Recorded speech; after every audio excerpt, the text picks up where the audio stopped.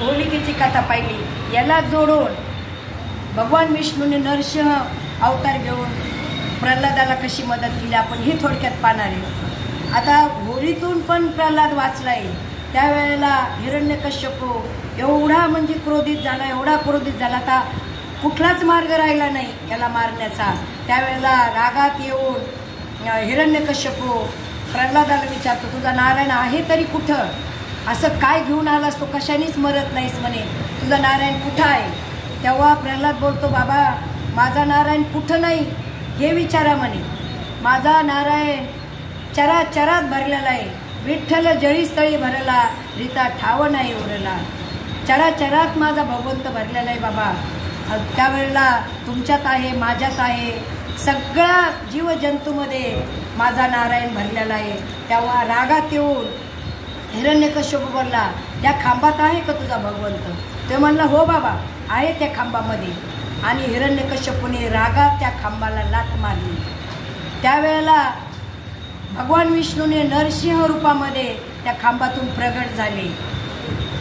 प्रल्हादाकारणे स्तंभी अवतार केला, विदारोनी दैत्य प्रेमे पाना पाजिला. या न्यायाने भक्ता करता भगवान विष्णूने नरसिंह रूपामध्ये अवतार घेतला आणि हिरण्यकश्यपूला मांडीवर घेतलं आणि घराच्या उंबरठ्यावर तो नरसिंह रूपामध्ये विष्णूने मांडीवर घेतलं हिरण्यकश्यपूला आणि उंबऱ्यात बसले. का तर हिरण्यकश्यपूला वर होता, घरात नाही, दारात नाही. आणि विचारलं त्याला, मी आता घरात आहे का? नाही. दारात आहे का? नाही. उंबरठ्यावर आहे. नंतर दाखवले, हे शस्त्र आहे का? अस्त्र आहे का? नाही. दिवस मावळलेला आहे का? नाही. दिवस आहे का? नाही. दिवस मावळतीला गेलेला आहे. आणि स्त्रीकडून नाही, पुरुषाकडून नाही. अशा अनेक अटीतटी भगवंतांनी त्याच्याकडून कबूल करून घेतल्या. आणि हे माझे नख आहेत, शास्त्र नाही असं म्हणून भगवंतांनी त्या हिरण्यकश्यपूचं पोट फाडलं आणि त्याला यमसदनाला पाठवलं. वाईट कृत्य, वाईटाला संपवण्याकरता भगवंत अवतार घेतात. आपला एक अभंग आहे, घेऊन या चक्र गदा हाचे धंदा करीतो, भक्ता राखे पायापाशी दुर्जनाशी संवारी. तर दुर्जनाचा नाश करण्याकरता भगवंत अवतार घेत असतो. प्रत्येक अवतार भगवंतांनी घेतले, हे भक्ताकरता घेतलेले आहेत. अशा प्रकारे ह्या नरसिंहाच्या रूपात आलेल्या भगवंतांनी या हिरण्यकश्यपाचा वध केला. तो दिवस कोणता होता? म्हणजे होळीचा. म्हणजे होळीच्या निमित्ताने ही कथा आहे. आणि मग आता कश्यपू गेला आहे. त्यावेळेला भगवान विष्णू विचारतात प्रल्हादाला, प्रल्हादा मी काय देऊ तुला? आणि ज्या वेळेला रूप धारण केलं हिरण्यकश्यपूंनी यांनी नरसिंहाने, एवढे क्रोधित होते ते, सारखे गुर गुर गुर आवाज करायचे. आणि आता हिरण्यकश्यपूला मारलेलं आहे तरीसुद्धा भगवंत शांत होत नाहीत. काय करायचं, काय करायचं? ब्रह्मदेव आले त्यांना शांत करायला, ब्रह्मदेवाच्याने पण ते शांत होत नाही. नंतर भगवान शंकर आले, त्यांनी शांत होत नाहीत. मग म्हणे आता लक्ष्मी मातेला बोलला, त्यांनी तरी शांत करतील. लक्ष्मी माता आली का लगेच त्यांनी गुरु केलं का लक्ष्मी माता लांब गेली. की म्हणे मी यांचे सगळे रूप पाहिले तर, पण हे रूप कधी मला दिसलंच नाही म्हणे. आपण नाही म्हणे त्यांच्या नादी लागणार, ते पण गेले. मग नंतर भक्त प्रल्हादालाच विचार पडला, आता भगवंताला शांत केलं पाहिजे. भगवंत करून करून काय करेल? मी जातो म्हणे जवळ आणि खाल्लं तर मला खाईन, तो माझा आणि मी त्याचा आहे. आणि म्हणून भक्त प्रल्हाद जवळ गेले. जवळ गेल्याबरोबर नरसिंह भगवंतांनी प्रल्हादाला प्रेमाने मांडीवर घेतलं आणि बोलले, बाळा माझ्याकरता तुला खूप त्रास झाला आहे, मला माफ कर. कोण बोलतं आहे? भगवान विष्णू बोलतात का माझ्या नाव घेतलंस तू म्हणून तुला तुझ्या वडिलांनी एवढा त्रास दिलेला आहे, तर मला माफ कर. तेव्हा प्रल्हाद बोलतोय, नाही भगवंता, तुम्ही माझ्याकरता केवढा त्रास घेतला आहे, तुम्हाला नरसिंह रूपामध्ये प्रगट व्हावं लागले, तो काहीतरी माग, काहीतरी माग. तेव्हा प्रल्हाद म्हणतो, तुम्हाला द्यायचं असेल ना मला एकच द्या, मला कधीच कोणापुढं काही मागायची इच्छासुद्धा झाली नाही पाहिजे, हे मला द्या. आणि मला द्यायची काहीच गरज नाही म्हणे. जोपर्यंत चंद्र सूर्य आहे तोपर्यंत ही प्रल्हादाची, हिरण्यकश्यपाची, नरसिंहाची कथा राहील म्हणे जगामध्ये. का भगवंतांनी प्रल्हादाकरता नरसिंह रूप धारण केलं, ह्याच्यापेक्षा मला काय पाहिजे जास्त म्हणे भगवंता. आणि असा प्रल्हाद बाजूला बसलेला आहे, पण त्याच्या चेहऱ्यावर आनंद नाही. पुन्हा भगवंत विचारतात, प्रल्हादा तू नाराज आहेस, काय प्रॉब्लेम आहे, सगळं काही मला सांग. तेव्हा प्रल्हाद बोलतोय, भगवंता मी नाराज राहण्याचं एकच कारण आहे का पुत्र हा पित्याला पतनापासून वाचवत असतो आणि मी ते करू शकलो नाही. माझ्यामुळे माझ्या वडिलाला संपवावं लागलं, माझ्या वडिलाला मरावं लागलं, ही मला खंत आहे. तेव्हा भगवान विष्णू नरसिंहाच्या रूपातले बोलतात, वर पहा म्हणे प्रल्हादा, तुझ्यासारख्याला जन्माला घालणारा बाप कितीही वाईट असला तरी तो अधोगतीला जाऊ शकत नाही. मी त्याचा उद्धार केलेला आहे. वरती वर पाहतोय प्रल्हाद, तर विमानामध्ये हिरण्यकश्यपू आणि भगवान विष्णू चतुर्भुज रूपामध्ये त्या हिरण्यकश्यपूला घेऊन चाललेले प्रल्हादाने पाहिलं. आणि कुळी कन्यापुत्र होती जे सात्विक, ज्याच्या पोटी अशी मुलं येते त्याचा कधीच म्हणजे नाश होत नाही, उलट त्याचा उद्धार करतो म्हणे मी. अशा प्रकारची हे प्रल्हादाची आणि नरसिंहाची कथा आहे. आता होळीच्या दिवशी अजून काय काय गोष्टी झाल्यात ह्यासुद्धा आपण सांगू शकतो. होळी पौर्णिमेच्या दिवशी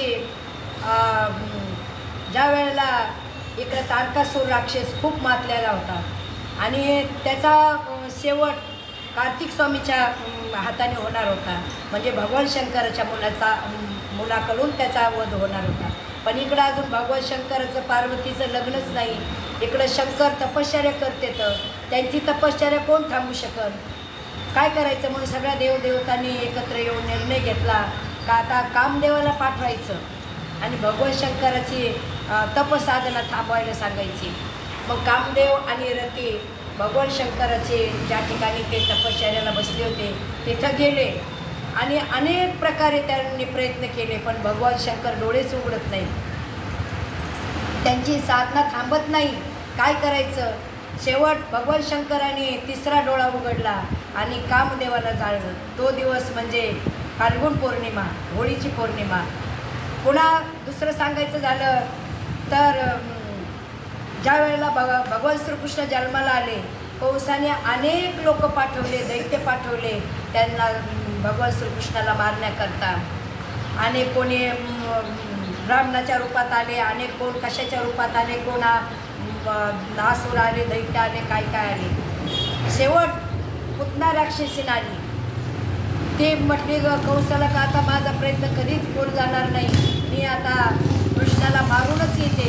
अशा न्यायाने ती आपल्या स्तनामध्ये विष भरून घेऊन आली आणि आली यशोदेला बोलू लागली, अगं मी तुझी लांबची बहीण आहे, तू मला ओळखत नाही, तुला मुलगा झाला हे मला समजलं म्हणून मी बाळाला भेटायला आले, बाळाला आणलं, टोपलं आणले, तुला साडी चोळी आणली.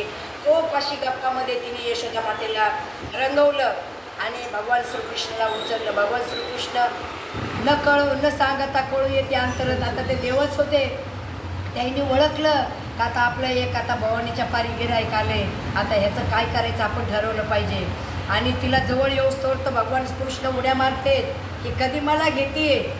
आणि पुतना राक्षसने त्या भगवान श्रीकृष्णाला मांडीवर घेतलं, स्तन तोंडात दिलंय.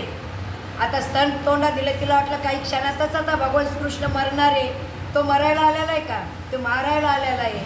आणि मग स्तन तोंडात दिलं का त्यांनी भगवान श्रीकृष्णाने विष पिलं. विष ओढत ओढत ओढत रक्त ओढलं, ओढता ती म्हणजे गतप्राण झाली, पूर्ण ओढून घेतलं तिच्या शरीरातलं रक्त आणि गतप्राण झाली. तेव्हा ती खऱ्या रूपात प्रगट झाली, खऱ्या रूपात म्हणजे राक्षसाच्या रूपात. तर एवढं आगळ बंब शरीर होतं तिचं, तर त्याचं वर्णन याच्यामध्ये आलेलं आहे. कितीतरी फूट उंच होती ती. आणि ज्या वेळेला यशोदा माता बाहेर आली पाहते तर कृष्ण तिला दिसायला सुद्धा अवघड, इतका उंचावरती राक्षसीने इतकी घाबरली. यशोदा आता माझ्या बाळाला काय झालं, माझ्या बाळाला त्याला खाली घेतलं, खाणं फुकते, दृष्ट काढती, काय काय करते, कळालंच नाही देव आपल्या पोटी जन्माला आलाय म्हणून. आणि मग नंतर मग त्या गावकऱ्यांनी त्या पुतणेला सगळ्यांनी मिळून तिला जाळलं, तो दिवस होळीचा. त्याच्यानंतर पुन्हा एक धुंडुला म्हणून राक्षसीन असते आणि त्या धुंडुला राक्षसनींनी शिवपार्वतीची खूप साधना केलेली असते. आणि ती साधना केल्याच्या नंतर, तप केल्याच्या नंतर पार्वती कोणतीने वर मागून घेतला का मला ज्या वेळेला भूक लागल त्यावेळेला मला कुठलेही मुलं खाता आले पाहिजेत, कुठलेही मुलं खाता आले पाहिजेत. त्यावेळेला पार्वतीने विचार केला, असं कसं काय म्हणे. ठीक आहे म्हणे, तो कुठले मुलं खाऊ शकशील, जे मुलं होळीच्या दिवशी होळीच्या भोवताली बोंब मारून ओरडणार नाही, शिव्या देणार नाही आणि एकमेकाला घाण बोलणार नाही, ते मुलं तुला खाता येतील. आणि जे मुलं होळीच्या भोवताली बोंब मारीत ओरडत पळतील आणि शिवी देतील, आवाजच्या बोलतील, त्या मुलाला मात्र तुला खाता येणार नाही. म्हणून तेव्हापासून ही प्रथा पडलेली आहे की होळीच्या भोवताली बोंबा मारायच्या, जो बोंब मारीत नाही त्याला ढोंडूला राक्षसीन खाती, हे लक्षात ठेवा. म्हणून त्या दिवशी बोंब मारत होळीला प्रदक्षिणा घालायच्या, एकमेकाला गलिच्छ बोलायचं, शिव्या द्यायच्या. अशा प्रकारची ही होळीचा सण साजरा केला जातो.